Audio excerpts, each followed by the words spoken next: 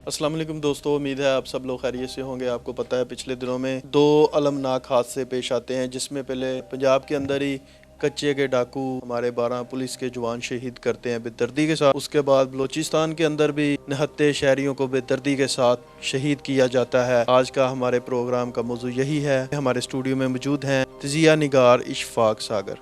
अस्सलाम वालेकुम।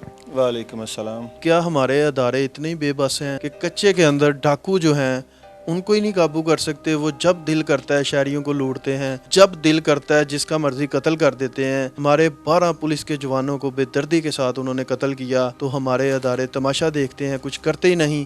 इतने बेबस हो गए। देखें, लफ्ज़ इस्तेमाल होता है कच्चे के डाकू, लेकिन ना वो डाकू हैं और ना वो पाकिस्तानी हैं, वो इंडियन फंडेड हैं। जो वही पिछले दिनों 23 पंजाबी जो शहीद किए गए बलूचिस्तान के अंदर, वो हों या फिर वो कच्चे के डाकू जिनको कहा जाता है, ये सब इनके ताने बाने एक ही जगह से भारत से मिलते हैं।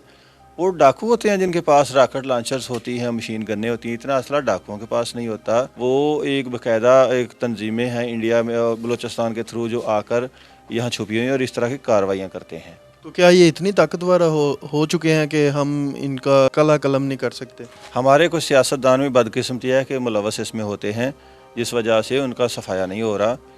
तो वहाँ फ़ौज क्यों नहीं भेजी जा रही? पुलिस को भेजा जाता है। हमारी जो पंजाब पुलिस है या सिंध पुलिस है, वो उनके साथ नहीं लड़ सकती। इनकी ट्रेनिंग नहीं होती। ये पाक फ़ौज का काम है, पुलिस का काम नहीं। लेकिन फ़ौज वहाँ क्यों नहीं भेजी जा रही? जिनको डाकू कहा जाता है उनका खात्मा क्यों नहीं किया जा रहा? वो लोगों को अगवा करते हैं, तवान लेते हैं। पिछले दिनों में आपको पता है कि बलूचिस्तान में भी एक अलमनाक वाक़या पेश आता है, जिसमें पंजाबियों को बेदर्दी के साथ कत्ल कर दिया जाता है। इसके पीछे कौन मुलव्वस है? आपने महारंग बलोच का नाम देखा सुना होगा ना सोशल मीडिया के ऊपर। उसका वालिद भी गफ़ार लांगू। ये इनके बलूचिस्तान के अंदर तंजीमें हैं, BLA BLF, इस तरह की मुतअद्दिद जो तंजीमें हैं जिनको इंडिया फ़ंड करती है। वो पाकिस्तान के अंदर खाना जंगी करते हैं, पाकिस्तान के अंदर इस तरह खुदकश धमाके करते हैं, दहशत गर्दी की जो वारदातें होती हैं वो करते हैं। तो उनका ये काम है और ये पहली मरतबा नहीं हुआ। महारंग बलोच ने पहले भी एक पूरी की पूरी बस थी जिसके ऊपर सिंधी और पंजाबी सवार थे। वो ज़ायरीन जो ज़ियारतों के लिए इधर ईरान जा रहे थे, तो वो पूरी की पूरी बस जो थी ना, सरों पे गोलियां मार के उनको शहीद किया गया था। क्या हमारी गवर्नमेंट और अदारों ने ये जो हमारे बहन भाई शहीद हुए हैं इनकी कोई दादरस्ती की है या इनके लिए कोई इनकी हेल्प के लिए कोई ऐलान किया है? जो हमारी हुकूमत है ना, उन दिनों अरशद नदीम जिसने वो एथलीट है जिसने रिकॉर्ड कायम किया था, गोल्ड मेडल जीता था, वो उधर से उनको फुर्सत नहीं मिल रही। मरीम नवाज़ भी, शहबाज शरीफ साहिब भी, जितने लोग हैं ना वो सारे के सारे जाते थे, अरशद नदीम को इनाम दे रहे थे। 23 लोग शहीद होते हैं, वो अरशद नदीम को इनाम दे रहे हैं। एक छोटा सा बच्चा मोहम्मद अबू बकर जो कारी है, 52 ममालक में उसने किरात का जो मुकाबला है ना, उसमें उसने गोल्ड मेडल जीता। किसी ने उसको शाबाश तक नहीं दी। और तकरीबन 80-82 करोड़ के असासे जो है ना अरशद नदीम के बन चुके हैं। उसने क्या किया था? एक नेज़ा फेंका था। अच्छा, आपको पता है कि एक तरफ हमारा मुल्क मकरूज है, कर्जे में डूबा हुआ है, दूसरी तरफ हमारी अवाम को बिजली के बिलों में चूना लगाया जा रहा है, लूटा जा रहा है बेदर्दी के साथ। किसी गरीब का एक यूनिट ऊपर चल जाए तो उसको 6,000 रुपये एक्स्ट्रा देना पड़ता है 6 महीने तक। पर मैं अरशद नदीम से हैरान हूँ कि उसने कैसे इनको बेवकूफ़ बनाया, हालांकि उसका घर पहले भी ठीक ठाक था मियाँ चन्नू के अंदर और उसके पास गाड़ी भी थी। तो मुझे ये बताएं कि फिर अरशद नदीम जो है उसने कैसे हमारे जो हुक्मरान हैं उनको कैसे बेवकूफ़ बनाया? देखें, अरशद नदीम जो है ना वो बड़ा चालाक आदमी है। ठीक है, हमारे लिए अच्छी एजाज़ की खुशी की बात है, उसको नवाजना चाहिए था, लेकिन बाकी लोगों का भी ख्याल रखा जाए। अरशद नदीम ने एक गेम खेली थी। उसने पहले ये जाहिर किया, जगह जगह इंटरव्यू दिए कि मैं बहुत गरीब हूँ, मेरे घर का खर्चा पूरा नहीं होता, मुझे खाने के लिए यानी कि खाना रोटी ये भी मैसर नहीं है, तो मैं फिर भी अकेला ट्रेनिंग करता रहता हूँ। पिछले साल भी वो 2nd पोजीशन पे आया था। इंडियन जो लड़का था ना, नीरज चोपड़ा, वो जीत गया था, तो ये 2nd पे था।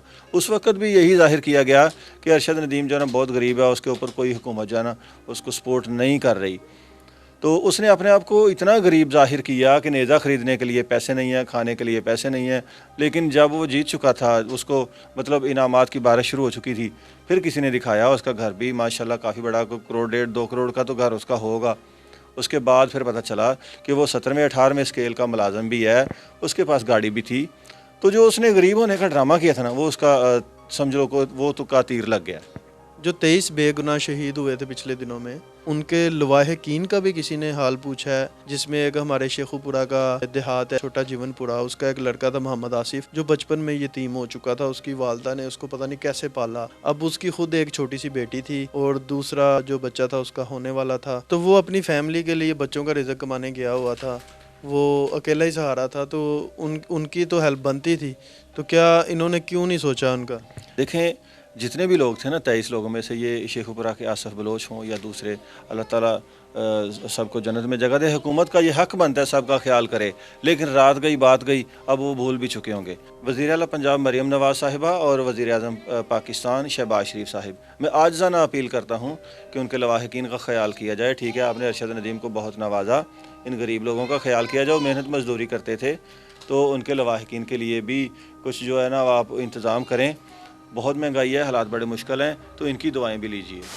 دوستو اگر آپ کو پروگرام پسند آیا تو اس کو لائک شیئر کریں، زندگی رہی تو ملتے ہیں اب نیکسٹ پروگرام میں، تب تک کے لیے اللہ حافظ۔